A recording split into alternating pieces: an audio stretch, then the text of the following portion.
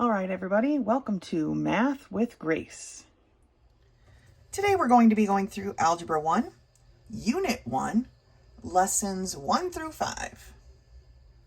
For those of you not familiar with this style of math workbooks, if you look here at the side, you can see that it says 1 of 10. So I call this Unit 1. You could call it Book 1, whatever you like. In here, our work will be done actually inside the book. Lessons are broken down one by one. At the back of the book are your quizzes. So when we reach Unit 5, or Lesson 5, sorry, not Unit 5, Lesson 5, it will say take a Quiz 1. Well, Quiz 1 is right here in the back of your book. Quiz 2 is right here in the back of your book. Now, in the center of your book, if you kind of bend the pages a little bit, you see these green pages. These green pages are actually your unit test. That's why I call this Unit 1, because it says Unit Test 1, okay? It's right here in the middle of your book. Sometimes I fold them over so that they're out of the way, so I do not miss moving on to the next page, because sometimes they like to put them right in the middle of a lesson. Instead, this time they happen to put it right between two lessons, but I like to fold them in half so that I can move from one lesson to the other without getting lost in my test here. But that's a test that we will use later when we're done, obviously, right? When we're done with this unit, we will take our unit test. All right, but for now, let's go ahead and jump into Lesson 1. Unit 1, Lesson 1 starts on page 2, and it's titled Types of Numbers. So you can read all of this. How this works is I'm going to highlight what's important. We're going to do some of the problems together. I expect you to finish the rest of the problems on your own for practice. That's why I call them practice problems. And you will turn in your test or your quiz, whatever is due, come Friday. Okay? So, types of numbers. In Algebra 1, we are going to be dealing with real numbers, all right? And so then it has a breakdown here on this page, page 2, of what that means. What are real numbers? Well, here are the different categories of real numbers. The first one they have listed, these are in no particular order, as you'll see from this box that we will move to here on page 3 in a minute. But let's take a look first at these categories. First are rational numbers, and I usually abbreviate these as RAT, just because I like to abbreviate things. And rational numbers are all the numbers that can be expressed as a quotient of two integers. You may be reading that like, what does that even mean? Well, a quotient is a fraction, okay? When you see the word quotient, they're talking about a fraction, where the denominator, of course, cannot be 0, because we're not talking about that kind of stuff. And integers are just numbers, right? Which we'll get to in a second, right here, integers. Okay, so all positive and negative whole numbers, which are here, so it's like they should have put this one last, but that's okay. Mixed numbers, fractions, terminating and repeating decimals. So a terminating decimal would be like this 1.5, right? It just ends, it terminates. Okay, a repeating decimal is like this 0.36 repeating, right? So it would be 0.36363636 on and on forever, amen. That is a repeating decimal. And these can all be expressed as fractions, so they are all considered rational numbers. This is a rational number, this repeating one, because it repeats. That's what makes it a rational number. Now the next one is called natural numbers. And these are just the counting numbers, what you learned when you were just a little toddler, right? 1, 2, 3, 4. Okay, these are the counting numbers. They're called natural numbers. From there, we look at whole numbers. Now, the whole numbers are basically just the counting numbers, the natural numbers, plus a 0. Because when we count, we don't start at 0, right? We start with 1. Well, the whole numbers include the 0. And then we have integers. And integers are the whole number and their opposite, or their negative number. So where we have a 1, we have a negative 1. Where we have a 2, we have a negative 2. These are integers. And the last category, these three things are all part of rational numbers, but irrational numbers they're a category of real numbers, but they've kind of got their own thing. Because irrational numbers are numbers that cannot be expressed as a quotient of two integers. So remember what that means. It's not a fraction. It cannot be expressed as a fraction. In decimal form, these are non-terminating and non-repeating. That means these numbers, as a decimal, go on and on forever, amen, with no pattern of repetition, no ending whatsoever. So we can't really nail it down because it just keeps going on and on. They've given this example, which is just probably some random numbers they threw together. But one that we work with a lot in math is pi. Pi, 3.1415, blah, blah, blah, right? It just goes on and on and on and on and on and on and on forever, amen, with no repetition at all. There's no pattern that they've found at this point. I don't expect them to ever find one. So it is considered an irrational number. So let's slide up here to the top of page 3 and see this nice chart that they laid out. And this chart is something you don't have to memorize, but I want you to make sure you look it over because they're going to ask you a lot of questions about this chart. Okay, it's great that these definitions are over here. It's beautiful. I wish they'd put them in order, but that's okay. So under rational numbers, okay, rational numbers is the whole like chunk of numbers over here, right? That can be expressed as a quotient. They are terminating decimals, repeating decimals. All of those are rational numbers. Inside of them, okay, so rational numbers includes all of the integers, all of the whole numbers, and all of the natural numbers. So the natural numbers are the most specific, right? It's even though numbers go on forever, it's actually the one with the least amount of numbers because it starts at 1 and goes positive, right? Whole numbers are slightly more because there's one extra number, okay? Integers are all the rest, right? Because now we've got our negatives forever and ever. And then, they're all encompassed inside of rational numbers. And then here we have our irrational numbers over on this side, which are all of our numbers that don't have a pattern, okay? That continue to repeat on and on forever without a pattern, all right? That can't be expressed as a quotient of two integers. If integers aren't in the irrational number box, then of course we can't express it as a quotient of two integers because integers belong to the rational numbers, right? And then in this paragraph, you can read this on your own, but they're talking about sets of numbers that have no numbers involved in them. And so their example are the months on a calendar, right? There are no months that have more than 31 days. So, of course, that would be an empty set. If, how many months have 40 days? Well, none. That's an empty set. There's no such thing as a month with 40 days. Okay? There's no such thing as a month with a negative 2 days, right? Those are empty sets. So, let's take a look at a couple of these problems together. Write every real number category in which the numbers can be classified. So I just slid my box out of the way, but I'm going to bring it back here for these. So we're going to write every category from this box that this number belongs in, okay? It is the number negative 473. To get it a negative number, we have to start here in integer, right? We can't be in a whole. It's not a whole number, and it's not a natural number, but it is an integer. I'm just going to write INT.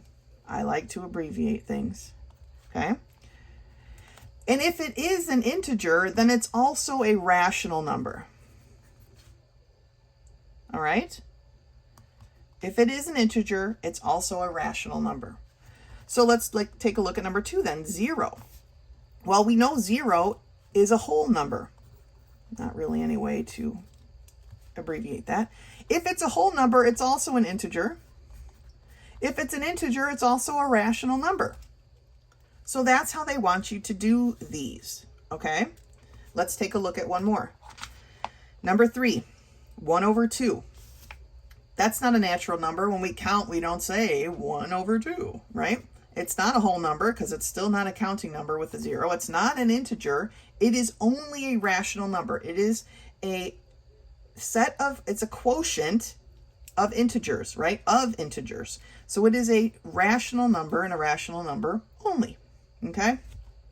I didn't mark to do number 4, but 4 is pi, right? 3.1415926, right?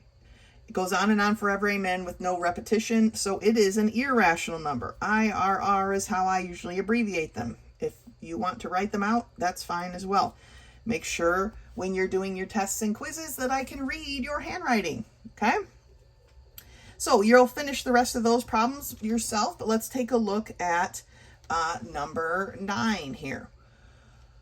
The question is, which months have 32 days? The instructions read, if no answer is possible, write a 0 with a line through it or empty set. These are the ways you can represent empty set, okay? So which months have 32 days? None of the months have 32 days, okay? List the first 5 counting numbers. So when we write a set, we use these brackets. They look like this, okay? But they take me way too long to draw, like I hate them. And so I just do, okay? First 5 counting numbers, 1, 2, 3, 4, 5. Okay, they are separated by a comma each and then a bloop at the end. All right, if you are super fast and can make that bracket fast, I can't for some reason, then go ahead and use it because that's what you're supposed to use. But that is my representation of that bracket. All right, write an irrational number. Well, if you look up in the box here, we'll just pick one from the box, right? You could write pi.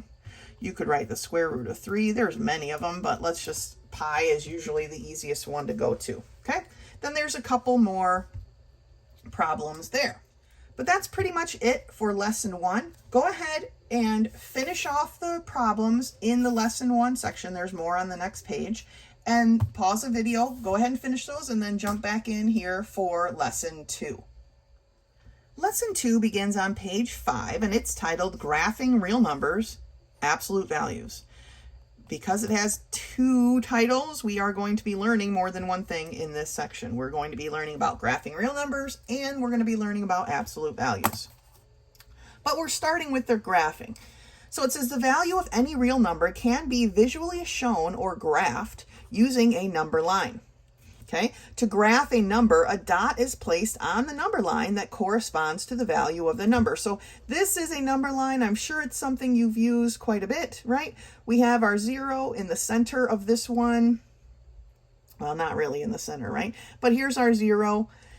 All of our little check marks, as I call them, are labeled with something, and they want you to graph -3 and +5. So they put a dot at -3, although not very well, and they put a dot at 5, although not great either. The thing about our number line is we have arrows at the end because our numbers go on and on forever in both directions, right? Here it says graph pi, right? 3.1415, right? We don't know. We have to estimate, right? 3.14, blah, blah, blah. There's not going to be that number specifically on a number line, so we have to estimate. Just do your best, okay? Here's the thing about number lines. I'm not looking for incredible precision. I'm looking for your best estimate, okay? So it says labeling the segments, which are these check marks, on a number line depends on the precision or exactness needed. Again, I'm not a big precision or exactness person. A lot of these problems, they will give you the number line, which is beautiful. So it says graphs of 31.5 using different precisions, right? In this case, each of the check marks represents 1 point. So this technically is 0.31. This is 0.32, 33, and 34. They didn't label them all, but that's fine. So they graphed 31.5 by putting it between the 31 and the 32, right? But here in this case, here you see 31 and here you see 32. So each of these check marks represents a tenth. This is actually 31.1. This is why they don't write it in, because it's too small. 31.2, 31.3, 31.4, and 31.5.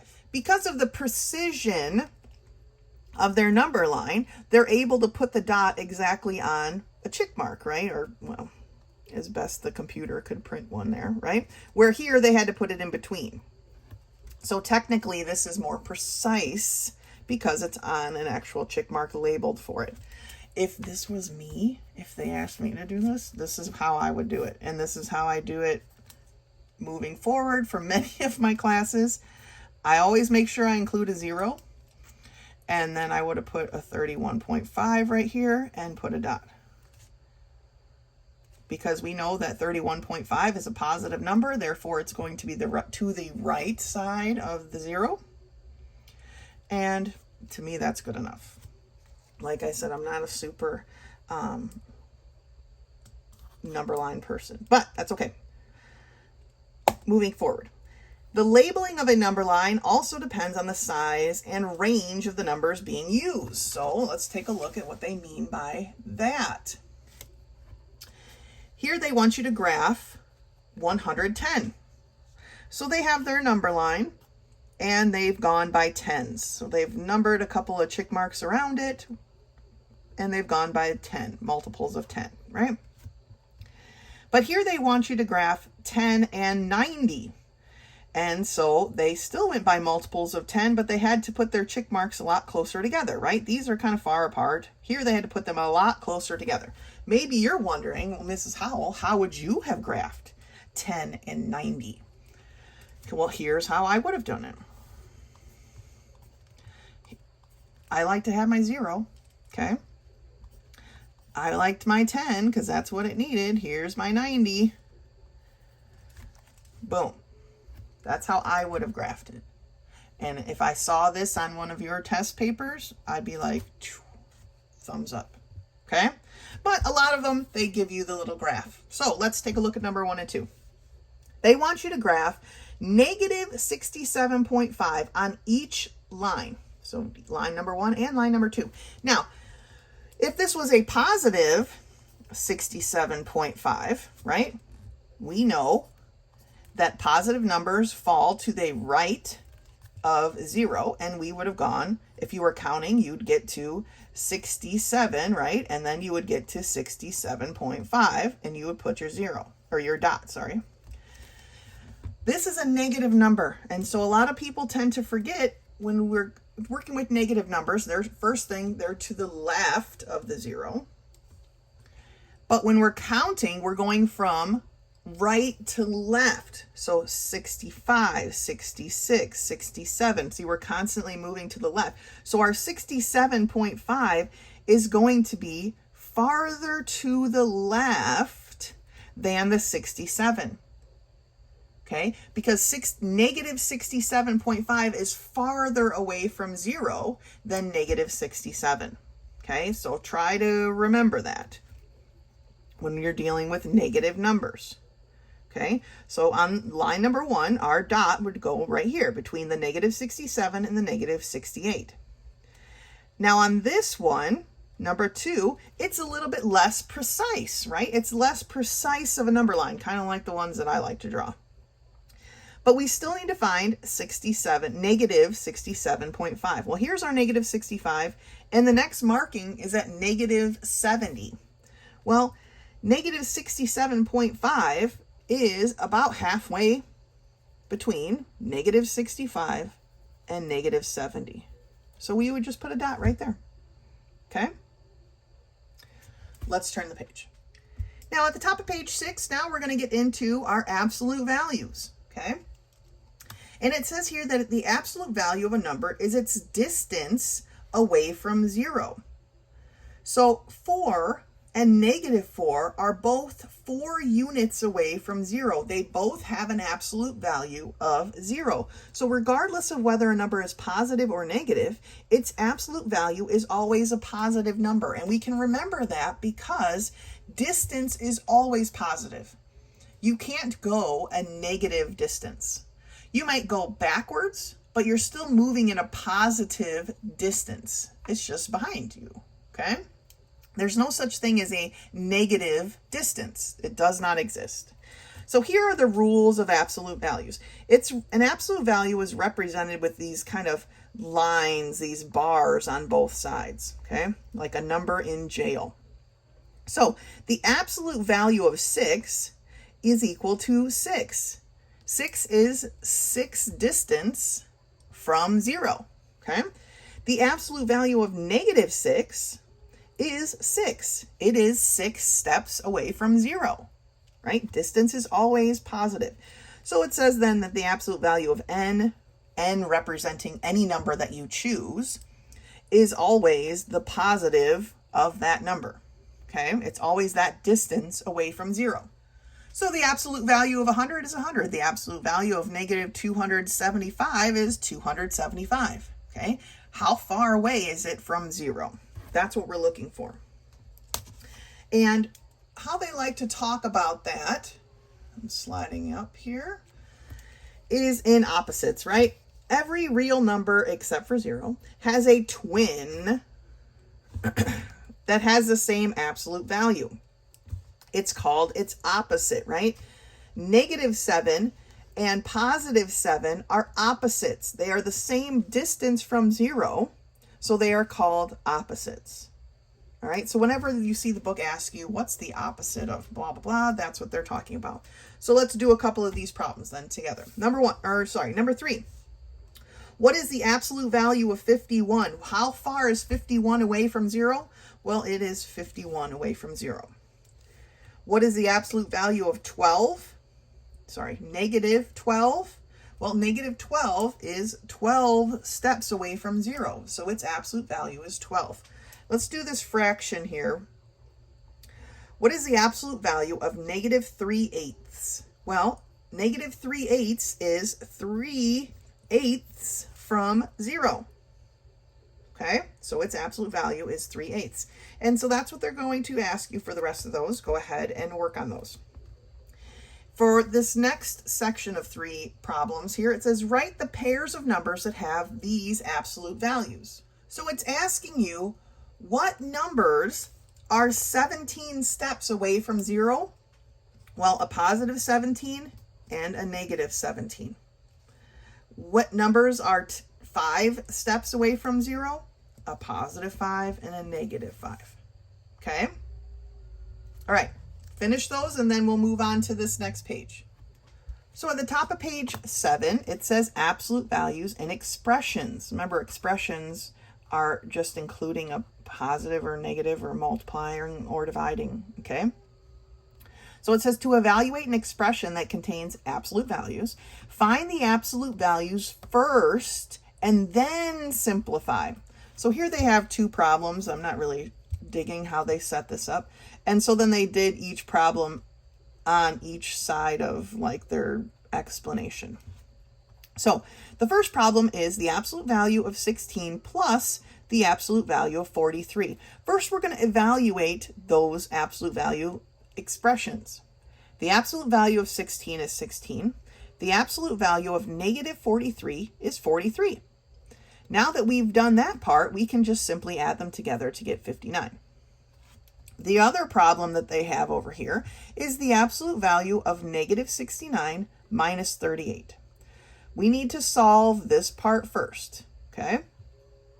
Absolute value of negative 69 is 69. 69 minus 38 is 31. Okay? Just that simple. Always do the absolute value first and then simplify. So when an absolute value symbol contains a mathematical operation, right here was not a mathematical operation, it was just a number. This is a mathematical operation.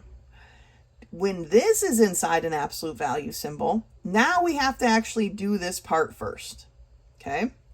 It's kind of like brackets. When you're working with brackets or parentheses, right, you always do what's in the parentheses first, and then you worry about what's outside the parentheses, right? So let's take a look. Again, they've got 2 problems, 1 on each side. 28 divided by the absolute value of 8 minus 4. We need to do this 8 minus 4 first, okay? And that's where we are now. 28 divided by the absolute value of 4. Well, the absolute value of 4 is 4, so 28 divided by 4 is 7. On this side, we have the absolute value of 2 times 8 minus the absolute value of negative 10. Okay? This needs to be multiplied first, and then this just needs to be, I don't know why they didn't just do it right off the bat, right? The absolute value of negative 10 is 10. 2 times 8 is 16, so now we have the absolute value of 16 minus 10. Okay, this minus doesn't change, but this negative absolute value of negative 10 becomes a 10. The absolute value of 16 is 16. 16 minus 10 is 6. All right, so let's do some of these together. Taking a look here at number 12, we have the absolute value of negative 4 plus 4.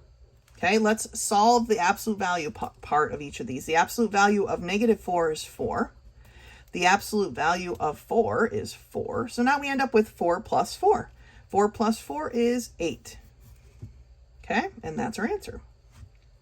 For number 13, we have 7 times the absolute value of 3 plus 2. We've got to do this part first. So we have 7 times the absolute value. What is 3 plus 2? Well, it is 5. So now we have 7 times, what is the absolute value of 5? 5. 7 times 5 is 35. Okay? Let's look at number 15. Here we have the absolute value of negative 7 minus the absolute value of negative 7. Let's do that absolute value part first. The absolute value of negative 7 is 7. This negative in between them doesn't change. The absolute value of negative 7 is 7. 7 minus 7 is 0. You can see I put my answers in a box because I'd like to be able to just be able to look at this and see where your answer is. So it'd be great if you could circle or box or however you like to represent your final answer. Final answer. I'd like to be able to see it clearly. Okay. Number 16, the absolute value of negative 26 divided by the absolute value of 5 minus 3. So we need to do the 5 minus 3 first, but we can also do this absolute value part first. The absolute value of negative 26 is 26 divided by the absolute value of 5 minus 3, which is 2. So I've got 26 divided by the absolute value of 2, which is 2. 26 divided by 2 is 13. Okay? Now, you'll notice this is lesson 2, so you'll notice now that we have this review section. That review section, unless once we get to story problems, sometimes I'll do some problems in the review section, but usually I will not, either in class or on these videos, do any review problems. Those are all for you to do. They're review from the lesson prior to this. Lesson 1 didn't have a review because it was lesson 1, right? What were you going to review? I don't know. But now that we're past that review, these problems are yours to do. If you have any questions, do not hesitate to contact me. Go ahead and finish lesson 2, and then we'll move on to lesson 3. Lesson 3 begins on page 9. It's titled Real Number Properties / basically fractions. Okay, so again, we've got 2 topics we're going to be covering in this lesson. And one of them will be defining the properties of real numbers. All right, and here is the first chunk of properties. Right, the properties of addition. All of these properties involve adding. Plus signs. They all involve addition. So let's go through what they are. Commutative property. Okay, commutative property of addition basically says that no matter what order you add things in, you'll get the same answer. So it says A plus B is the same as B plus A. And then they actually represent it with numbers. You could add 2 plus 3. It's going to be the same as 3 plus 2. It doesn't matter what order you add them in, okay? Identity property of addition says if we add 0 to any number, it's still going to be that number, right? That's its identity. 8 plus 0 is going to be 8. 10 plus 0 is going to be 10. 30 plus 0 is going to be 30. That's its identity, okay? Associative property of addition. This one kind of confuses people. I try to make it funny so that you remember, but it's just me being silly, trying to help you remember how to think of the associative property. And it says here, changing how numbers are associated or grouped in addition doesn't change their sum. It's kind of like the commutative property, except now we've got more parts, right? So here, friend A and friend B are hanging out together. They're grouped. They're doing their thing.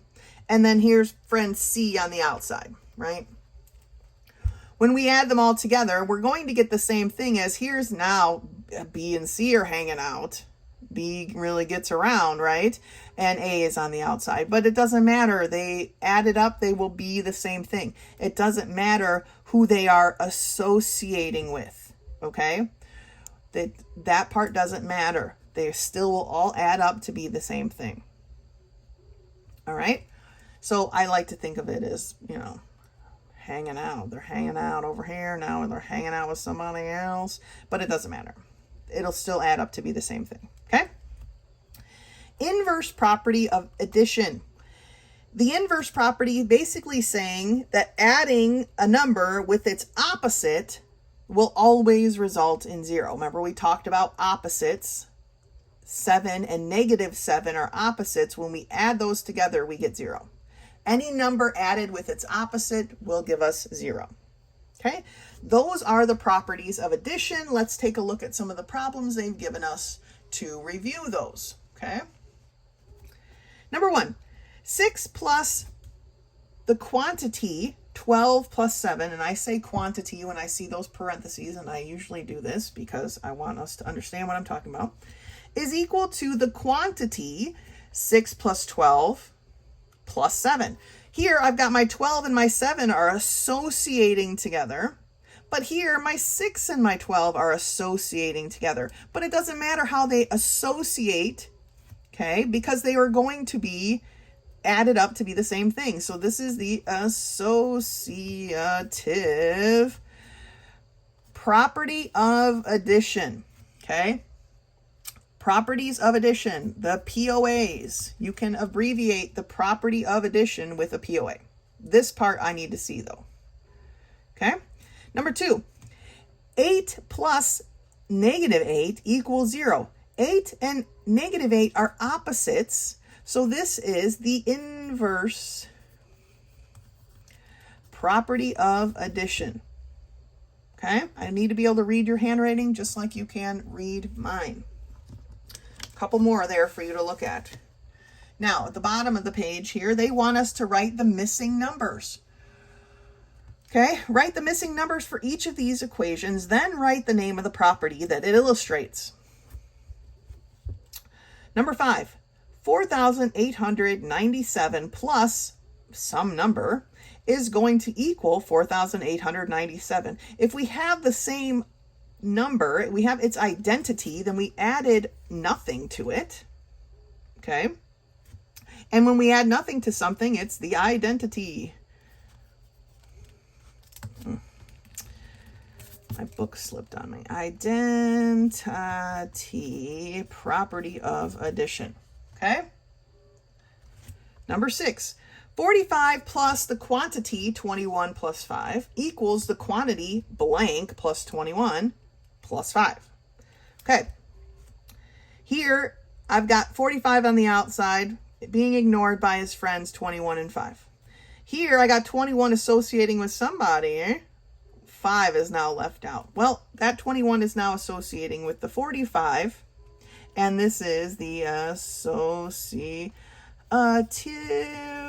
property of addition. Okay, that's how they want you to do these problems. All right, go ahead and work on these, and then let's turn the page. At the top of page 10, we have our next set of properties, and these are the properties of multiplication.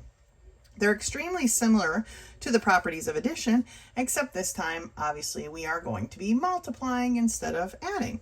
So let's go through these. The commutative property of multiplication tells us that no matter which way we multiply things, they're going to be the same. 2 times 3 is the same as 3 times 2. Identity property of multiplication. Remember, in the addition, we added 0. Well, we can't multiply it by 0 because that definitely wouldn't work, right? But if we take any number and we multiply it by 1, we get that exact same number. That is the identity property of multiplication. We multiply it by 1.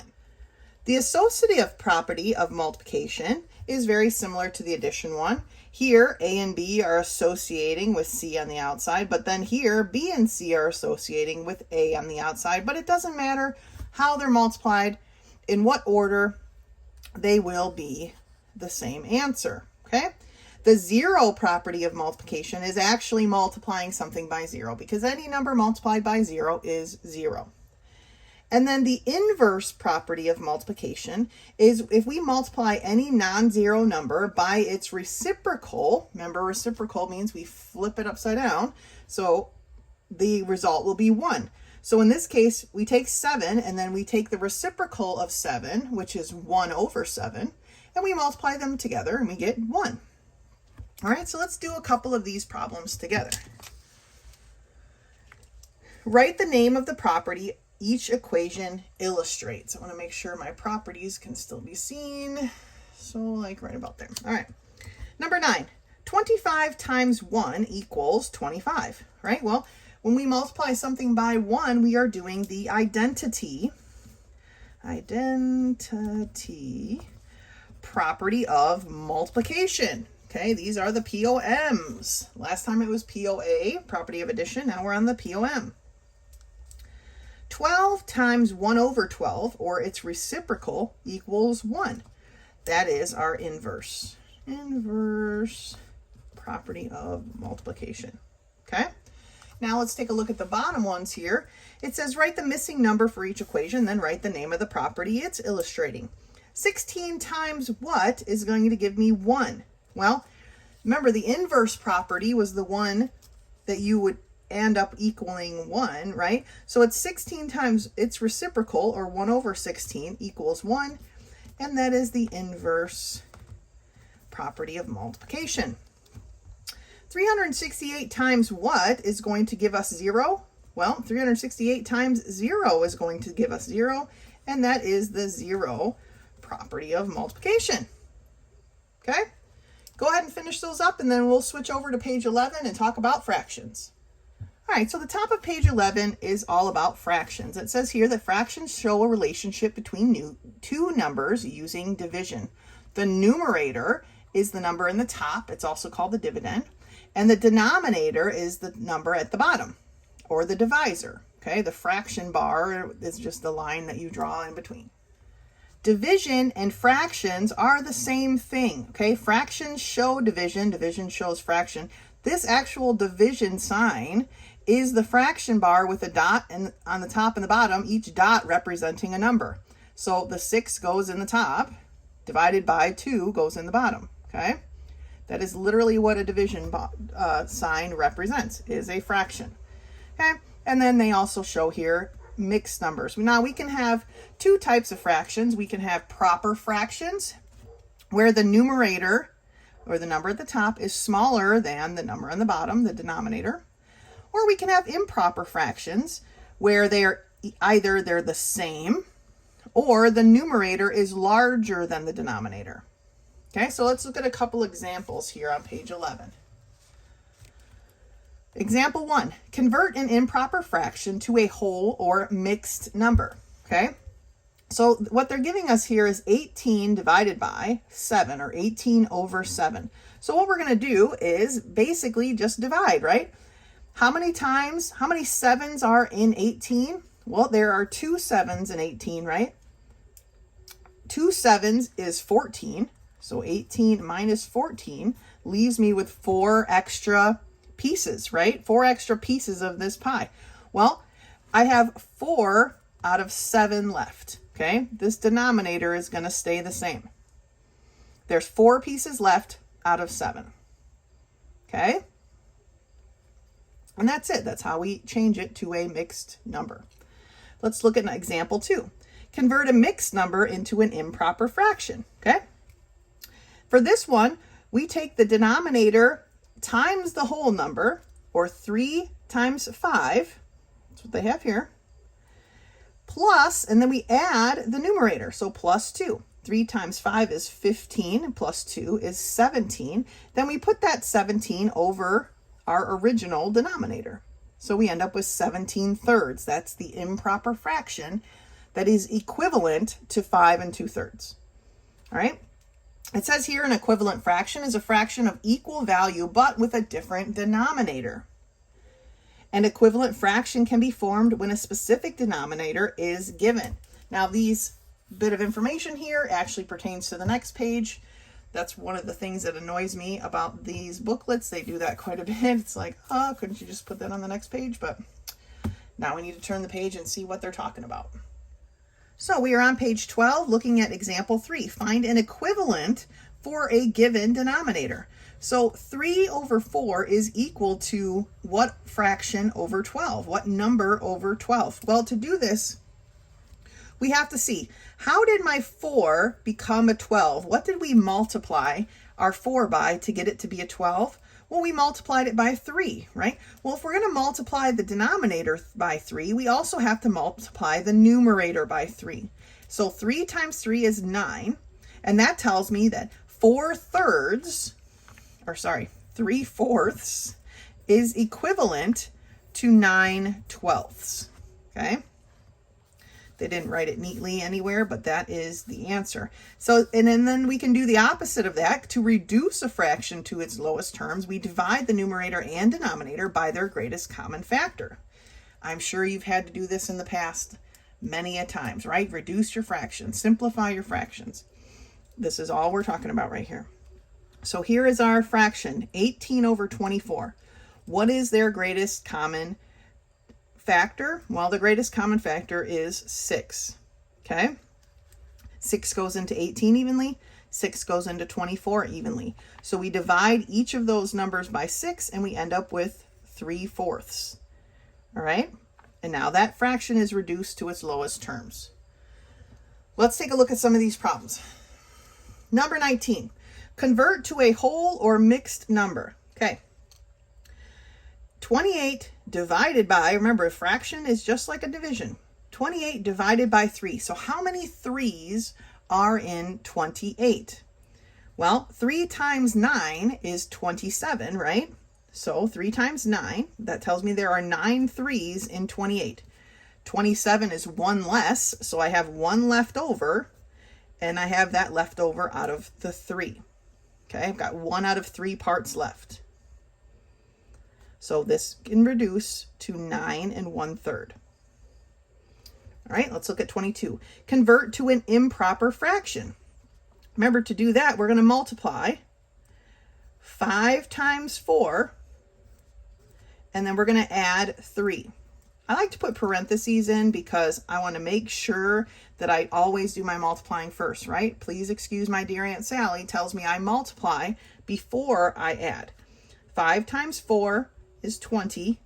20 plus 3 is 23. Now remember, we got to come back and put it over our 5. 23/5 is our improper fraction. Don't just end at the 23 because it's asking for an improper fraction, and 23 is not a fraction. Okay? Now, number 23, I wanted to do with you guys because this one's a little bit different. I don't want you feeling like you're getting duped here. They've just given you the number 5. How do I make 5 an improper fraction? Well, we just simply put a 1 underneath it. Okay? Now it's an improper fraction because 5 is greater than 1. But that's it. When they give you a whole number and they want you to make it an improper fraction, you just slap a 1 underneath. All right?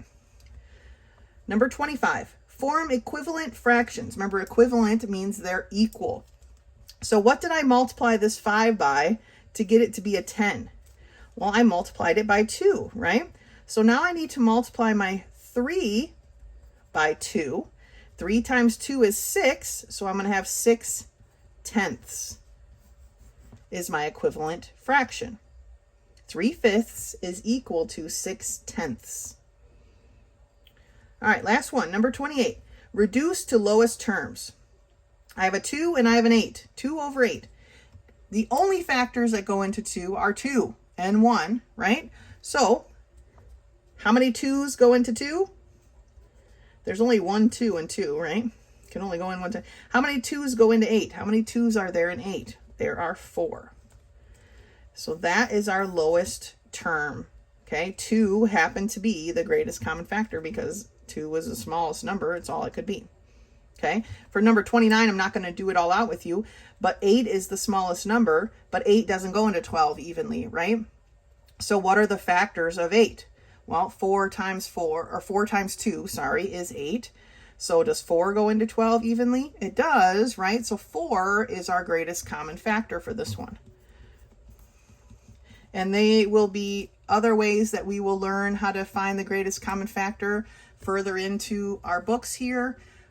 When they're talking about much larger numbers, these smaller numbers, we can kind of fumble our way into it, right? And if you end up taking, like if you took 2 out of this and then you could see that it still needs, then do it, you do a 2 again, that's fine, but we'll learn a better way further on. Okay, so go ahead and finish lesson 3 and then join back up here for lesson 4. Lesson 4 begins on page 15, and it's all about adding and subtracting fractions. To add or subtract fractions, first ensure that the fractions have a common denominator. When we're adding or subtracting fractions, they have to have the same denominator, or we can't do it. And then, once you have them having the same denominator, then you can add or subtract the numerators, but the denominator stays the same. And then, of course, they want you to reduce when possible. Now, sometimes the denominators to be added or subtracted are not the same. And so we have to find the lowest common denominator between the two and make sure all the fractions are changed to their equivalent. So, example 1, 3 over 4 plus 1 over 6. Obviously, they do not have a common denominator, right? So what is the common denominator that we can find between 4 and 6? Here is my way of doing this, okay? The book has their way. You might have your way. I'm going to show you my way, and you use the way that you like the best. Of my denominators, 6 is the largest, right? So that's the one I'm going to work with. But 4 doesn't go into 6 evenly. So what I'm going to do now is take 2 6s. How much is 2 6s? Well, that's 12, right? Does 4 go into 12 evenly? It does. So that is our lowest common denominator for this problem is 12. Now I'm going to take each problem, each fraction, and make it have a denominator of 12, which is kind of what they did right here, right? It's just that if I had more room, well, I'm just going to do it over here. Okay, so I have 3 over 4 plus 1 over 6 equals what, right? So 3/4 is what I'm going to work with first. 3 over 4, how do I get that to be a 12? What do I multiply my 4 by to get it to be a 12? Well, I multiplied it by 3, right? So then I must multiply my numerator by 3 as well, and that's a 9. So now I have 9 over 12, okay? Then I have my 1/6, and I need it to be something over 12. What do I have to multiply my 6 by to get it to be a 12? I multiplied it by 2. So what do I multiply my 1 by? I multiply it by a 2. So 1 times 2 is 2. So that becomes 2/12. Now that they are the same denominator, common denominator, now we can add the numerators. 9 plus 2 is 11. My answer then is 11/12. When we add or subtract, our denominator does not change. Okay? Let's look at example 2 here. Right above example 2, we read, if an addition or subtraction problem contains mixed numbers, their whole number parts and fractional parts are added or subtracted separately. So they have this problem here. Now, some of you may prefer, and I am totally fine with this, some of you may prefer to set your problems up to look like this. And if you are more comfortable with it looking like that, by all means, do your work that way. I don't care. Math shouldn't be a struggle. I want you to do the work in whatever way is easiest for you, okay? So when we're subtracting here, we cannot take 7/8 away from 5/8, right? There's not enough eighths up here. So we have to borrow.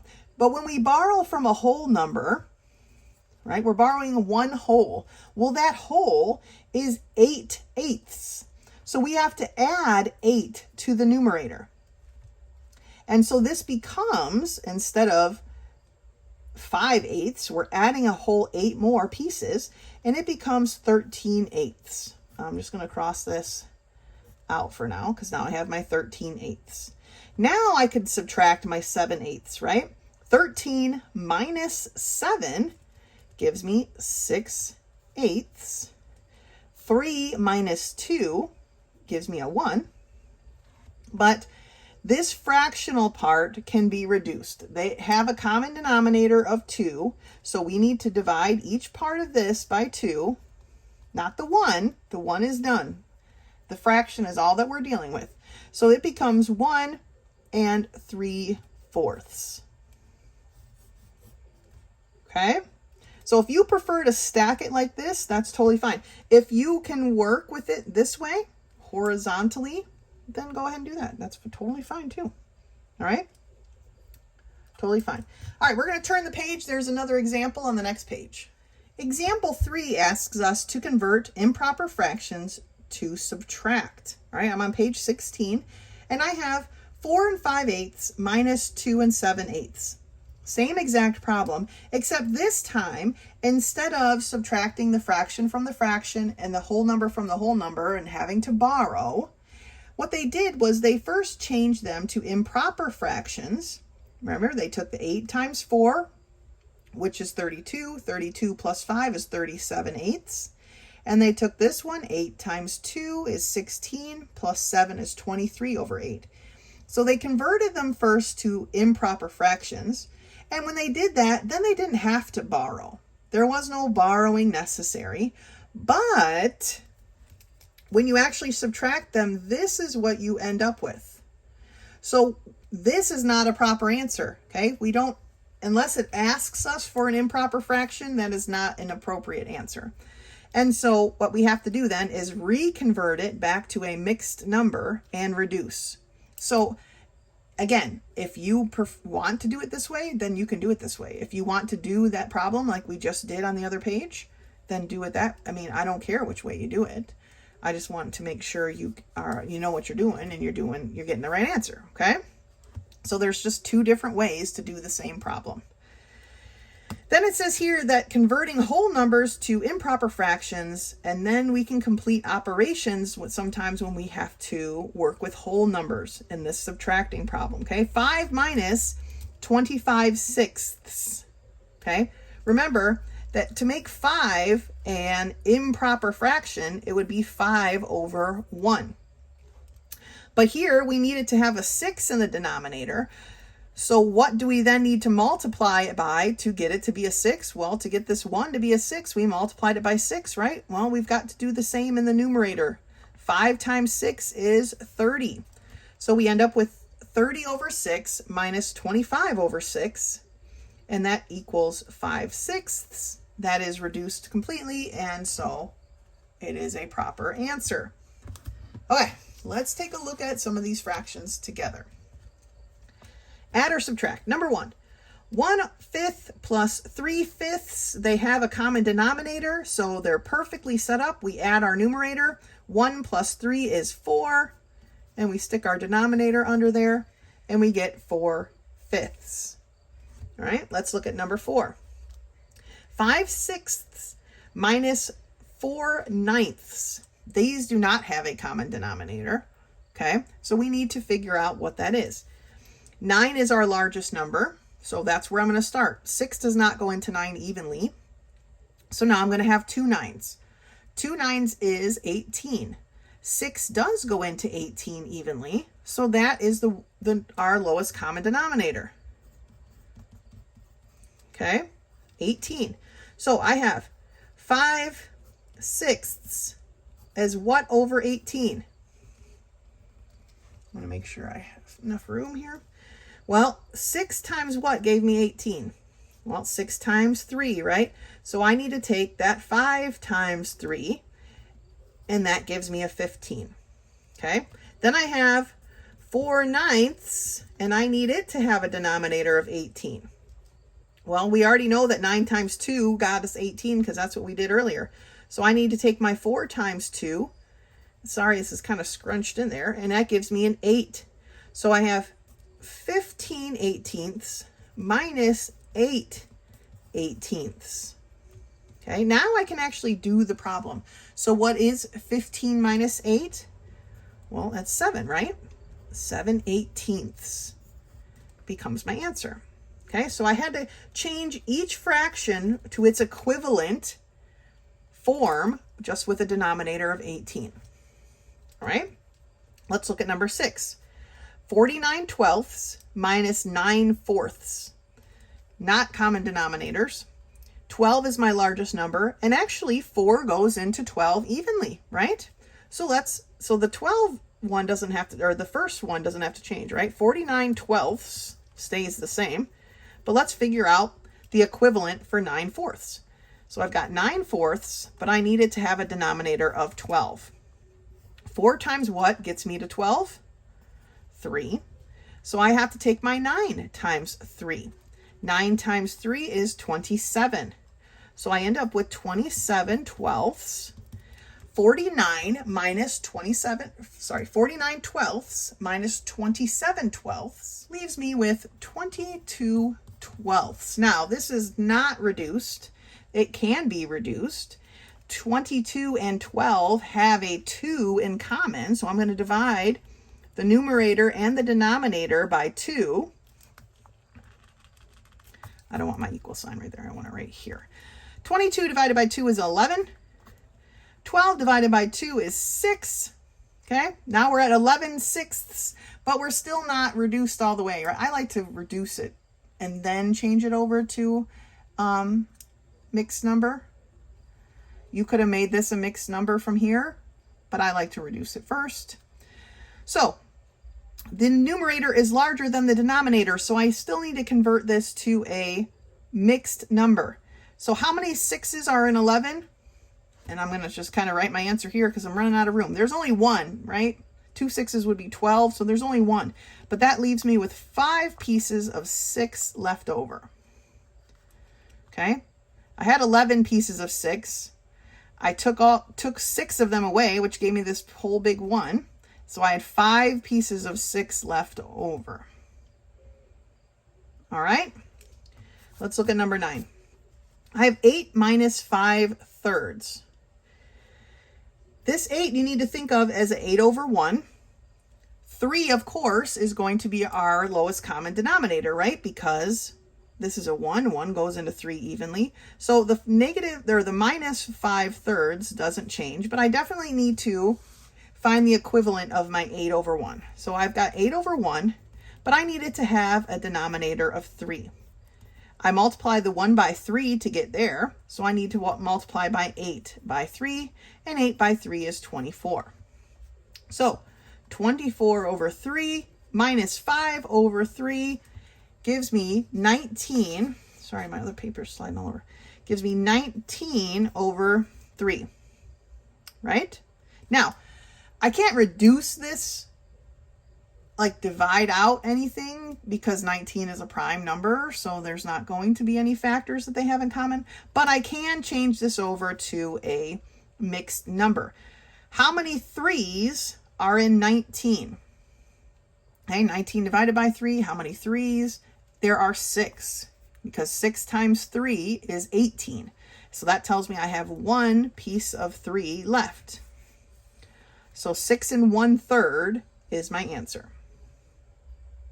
All right, 2 more. Add, subtract the mixed numbers. Okay, that is where we're at now. 4 and 5/12 minus 2 and 7/12. This sounds really familiar. It's kind of like the problem we did earlier. I'm going to rewrite it in stacks. And like I said, if you prefer to do it horizontally, then do it that way. You don't have to do things exactly the way I do them, as long as you're doing it correctly. There are a couple of ways to do different things in math. Now, they have a common denominator, so we're all set there, but 5 is smaller than 7, so we're going to have to borrow. So we're borrowing a whole piece from this 4. Well, the whole piece is 12 parts. So I'm going to have to add those 12 parts to my 5, and so I end up with 17 twelfths. Okay? Now I can subtract 17 twelfths minus 7 twelfths is 10 twelfths, right? 3 minus 2 is 1. My fraction, though, needs reducing. 10 and 12 have a factor in common, and that factor is 2. So my 1 is now going to be 10 divided by 2 is 5. 12 divided by 2 is 6. So it's 1 5/6. All right, we reduced our fraction. Let's take a look at number 11. I have 12 3/8 minus 5 9/10. Now, these denominators are not in common, right? So I'm going to rewrite it still, but we're going to have to find a common denominator here before we can do anything else. So 10 is my largest denominator. 8 does not go into 10 evenly. So we're going to double our 10. That becomes a 20. 8 does not go into 20 evenly. So what about 30? No, still no 8. So what about 40? Well, 8 does go into 40 evenly. So 40 is going to be our lowest common denominator. So I'm going to make a 40 here, and I'm going to make a 40 here. Let's do this one first, because 10 times 4 gave us 40. So we need to multiply this 9 by 4. 9 times 4 is 36, right? So now we have 36 40ths in that problem for that number. And what got our 8 to be a 40? Well, 8 times 5 is 40, right? So we have to multiply our 3 times 5, and it gives us 15. Now, we've got a lot of numbers here. I like to cross things out when I'm done using them so I don't get confused. So now I have 12 15 40ths minus 5 36 40ths. We're not done. They're combining everything that we've learned here today. 15 is not big enough to take away 36, right? So now we have to borrow. So our 12 becomes an 11, and we're borrowing 40 pieces. So now I have to add 40 pieces in my numerator, and I get 55 40ths. Okay, again, I'm going to cross this out because I'm done using it. So now I have 55 40ths minus 36 40ths. That I can do. And that's going to give me 19 40ths. Whew, that was a big honkin' fraction, right? Now I can take 11 minus 5, gives me a 6. Can I reduce my fraction in any way? I can't, because 19 is, like I said a minute ago, is a prime number, right over here. 19 is a prime number. 40 is not a multiple of 19, so there is no reduction that we can do here. So our answer is 6 19 40ths. All right, there's a whole bit more, a couple pages here of lesson 4 for you to finish. Let's take a look at lesson, it's not really a lesson, but let's take a look at lesson 5. So what they call lesson 1.5 is on page 19, and you can see here that it just says take quiz 1. Now, they always include some kind of interesting bit of information. Feel free to read through this as much as you choose. This is not something that will ever be on a quiz or a test. I don't even read them myself, but sometimes I do, but not very often. But it is sometimes interesting information. But what you're going to do when you get to this point, you're going to go to the back of your book, find quiz 1, and take your quiz. All right? That's it for this lesson today. As always, if you have any questions, whether it's on your homework or a quiz, please don't hesitate to contact me. Otherwise, until next time.